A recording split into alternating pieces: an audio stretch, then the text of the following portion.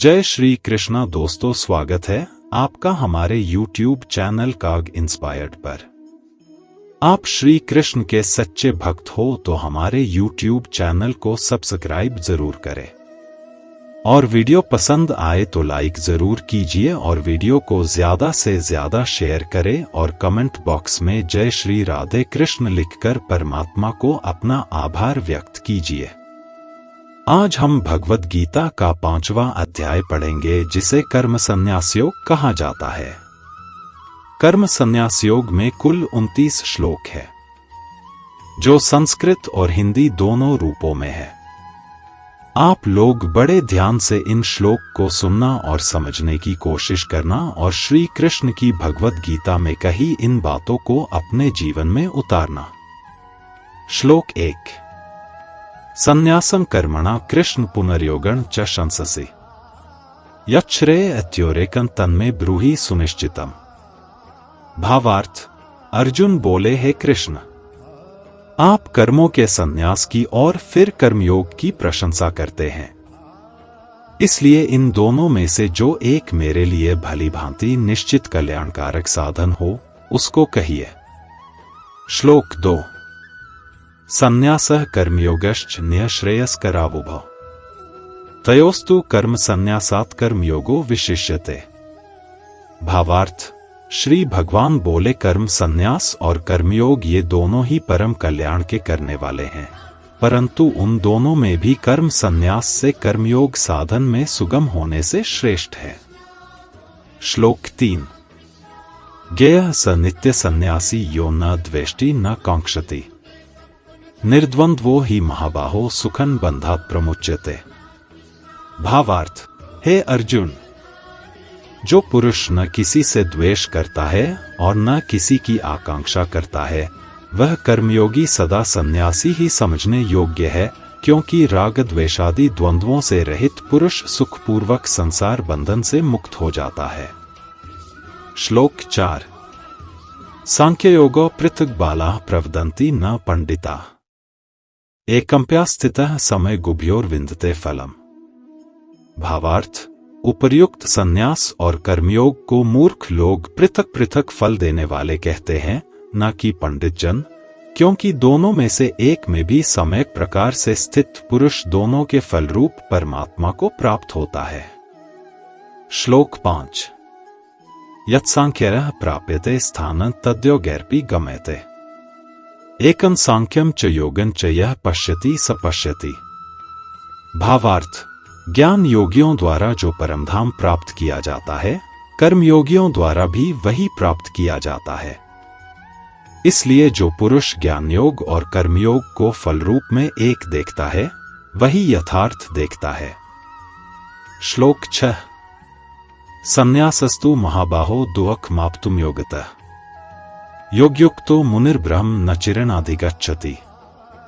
भावार्थ, परंतु हे अर्जुन, कर्मयोग के बिना संन्यास अर्थात मन, इंद्रिय और शरीर द्वारा होने वाले संपूर्ण कर्मों में कर्तापन का त्याग प्राप्त होना कठिन है और भगवत स्वरूप को मनन करने वाला कर्मयोगी पर ब्रह्म परमात्मा को शीघ्र ही प्राप्त हो जाता है। श्लोक 7। योगयुक्तो विशुद्धात्मा विजितात्मा जितेन्द्रिय सर्वभूतात्म भूतात्मा कुर्वन्नपि न लिप्यते। भावार्थ, जिसका मन अपने वश में है, जो जितेंद्रिय एवं विशुद्ध अंतःकरण वाला है और संपूर्ण प्राणियों का आत्मरूप परमात्मा ही जिसका आत्मा है, ऐसा कर्मयोगी कर्म करता हुआ भी लिप्त नहीं होता। श्लोक 8-9। नैव किंचित करोमीति युक्तो मन्यत तत्ववित् पश्यन् श्रृण्वन् परिसंजिघ्रन् नश्नन् गच्छन् स्वपन् श्वसन् प्रल्पन् विसृजन् गृह्णन्नुन्मिषन् निमिषन्नपि इंद्रियाणि इंद्रियार्थेषु वर्तन्त इति धारयन्। भावार्थ, तत्व को जानने वाला सांख्ययोगी तो देखता हुआ, सुनता हुआ, स्पर्श करता हुआ, सूंघता हुआ, भोजन करता हुआ, गमन करता हुआ, सोता हुआ, श्वास लेता हुआ, बोलता हुआ, त्यागता हुआ, ग्रहण करता हुआ तथा आंखों को खोलता और मूंदता हुआ भी सब इंद्रियां अपने अपने अर्थों में बरत रही हैं, इस प्रकार समझकर निसंदेह ऐसा माने कि मैं कुछ भी नहीं करता हूं। श्लोक 10। ब्रह्मण्याधाय कर्माणि संगं त्यक्त्वा करोति यः लिप्यते न स पापेन पद्मपत्रमिवाम्भसा। भावार्थ, जो पुरुष सब कर्मों को परमात्मा में अर्पण करके और आसक्ति को त्याग कर कर्म करता है, वह पुरुष जल से कमल के पत्ते की भांति पाप से लिप्त नहीं होता। श्लोक 11। कायेन मनसा बुद्ध्या केवलैरिन्द्रियैरपि योगिनः कर्म कुर्वन्ति संग त्यक्त्वात्मशुद्धये। भावार्थ, कर्मयोगी ममत्व बुद्धिरहित केवल इंद्रिय, मन, बुद्धि और शरीर द्वारा भी आसक्ति को त्याग कर अंतःकरण की शुद्धि के लिए कर्म करते हैं। श्लोक 12। युक्तः कर्मफलं त्यक्त्वा शान्तिमाप्नोति नैष्टिकीम् अयुक्तः कामकारेण फले सक्तो निबध्यते। भावार्थ, कर्मयोगी कर्मों के फल का त्याग करके भगवत प्राप्ति रूप शांति को प्राप्त होता है और सकाम पुरुष कामना की प्रेरणा से फल में आसक्त होकर बंधता है। श्लोक 13। सर्वकर्माणि मनसा सन्न्यस्यास्ते सुखम वशी नवद्वारे पुरे देहि नैव कुर्वन् कार्यन्। भावार्थ, अंतःकरण जिसके वश में है, ऐसा सांख्य योग का आचरण करने वाला पुरुष न करता हुआ और न करवाता हुआ ही नवद्वारों वाले शरीर रूप घर में सब कर्मों को मन से त्याग कर आनंद पूर्वक सच्चिदानंदघन परमात्मा के स्वरूप में स्थित रहता है। श्लोक 14। न कर्तृत्वं न कर्माणि लोकस्य सृजति प्रभुः न कर्मफल संयोगं स्वभावस्तु प्रवर्तते। भावार्थ, परमेश्वर मनुष्यों के न तो कर्तापन की, न कर्मों की और न कर्मफल के संयोग की रचना करते हैं, किंतु स्वभाव ही बरत रहा है। श्लोक 15। नादत्ते कस्यचित् पापं न चैव सुकृतं विभुः अज्ञानावृतं ज्ञानं तेन मुह्यन्ति जन्तवः। भावार्थ, सर्वव्यापी परमेश्वर भी न किसी के पाप कर्म को और न किसी के शुभ कर्म को ही ग्रहण करता है, किंतु अज्ञान द्वारा ज्ञान ढका हुआ है, उसी से सब अज्ञानी मनुष्य मोहित हो रहे हैं। श्लोक 16। ज्ञानं तु तदज्ञानं येषां नाशितमात्मनः तेषामादित्यवज्ज्ञान प्रकाश्यति तत्परम्। भावार्थ, परंतु जिनका वह अज्ञान परमात्मा के तत्व ज्ञान द्वारा नष्ट कर दिया गया है, उनका वह ज्ञान सूर्य के सदृश उस सच्चिदानंदघन परमात्मा को प्रकाशित कर देता है। श्लोक 17। तद्बुद्ध्यस्तदात्मानस्तन्निष्ठास्तत्परायणा गच्छन्त्य पुनरावृत्तिं ज्ञान निर्धूत कल्मषा। भावार्थ, जिनका मन तद्रूप हो रहा है, जिनकी बुद्धि तद्रूप हो रही है और सच्चिदानंदघन परमात्मा में ही जिनकी निरंतर एक ही भाव से स्थिति है, ऐसे तत्परायण पुरुष ज्ञान द्वारा पाप रहित होकर अपुनरावृत्ति को अर्थात परमगति को प्राप्त होते हैं। श्लोक 18। विद्या विनय संपन्ने ब्राह्मणे गवी हस्तिने शुनि चैव श्वपाके च पंडिता समदर्शिनः। भावार्थ, वे ज्ञानीजन विद्या और विनय युक्त ब्राह्मण में तथा गौ, हाथी, कुत्ते और चांडाल में भी समदर्शी ही होते हैं। श्लोक 19। इहैव तैर्जितः सर्गो येषां सामे स्थितं मनः निर्दोषं हि सम ब्रह्मा तस्माद् ब्रह्मणि ते स्थिता।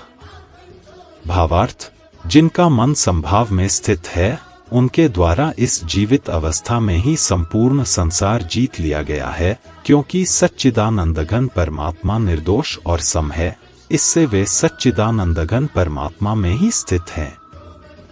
श्लोक 20। न प्रहृष्यत प्रियं प्राप्य नोद्विजेत प्राप्य चाप्रियम् स्थिर बुद्धिर्समूढ़ो ब्रह्मविद् ब्रह्मणि स्थितः। भावार्थ, जो पुरुष प्रिय को प्राप्त होकर हर्षित नहीं हो और अप्रिय को प्राप्त होकर उद्विग्न न हो, वह स्थिर बुद्धि, संशय रहित, ब्रह्मवेत्ता पुरुष सच्चिदानंदघन पर ब्रह्म परमात्मा में एक ही भाव से नित्य स्थित है। श्लोक 21। बाह्य स्पर्शेश वसक्तात्मा विन्दत्यात्मनि यत्सुखम् स ब्रह्म योग युक्तात्मा सुखमक्षय मश्नुते। भावार्थ, बाहर के विषयों में आसक्तिरहित अंतःकरण वाला साधक आत्मा में स्थित जो ध्यान जनित सात्विक आनंद है उसको प्राप्त होता है। तदंतर वह सच्चिदानंदघन पर ब्रह्म परमात्मा के ध्यान रूप योग में अभिन्न भाव से स्थित पुरुष अक्षय आनंद का अनुभव करता है। श्लोक 22। ये ही संस्पर्शजा भोगा दुःख्योनय एवते आद्यंतवन्तः कौन्तेय न तेषु रमते बुध। भावार्थ, जो ये इंद्रिय तथा विषयों के संयोग से उत्पन्न होने वाले सब भोग हैं, यद्यपि विषी पुरुषों को सुखरूप भासते हैं तो भी दुख के ही हेतु हैं और आद्यंत वाले अर्थात अनित्य हैं। इसलिए हे अर्जुन, बुद्धिमान विवेकी पुरुष उनमें नहीं रमता। श्लोक 23।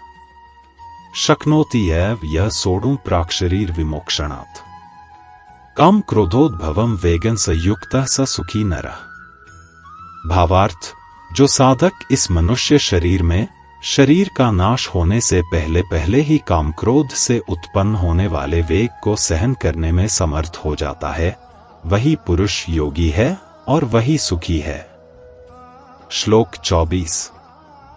योऽन्तः सुखोऽन्तरारामस्तथान्तर ज्योतिरेव यः स योगी ब्रह्मनिर्वाणं ब्रह्मभूतोऽधिगच्छति।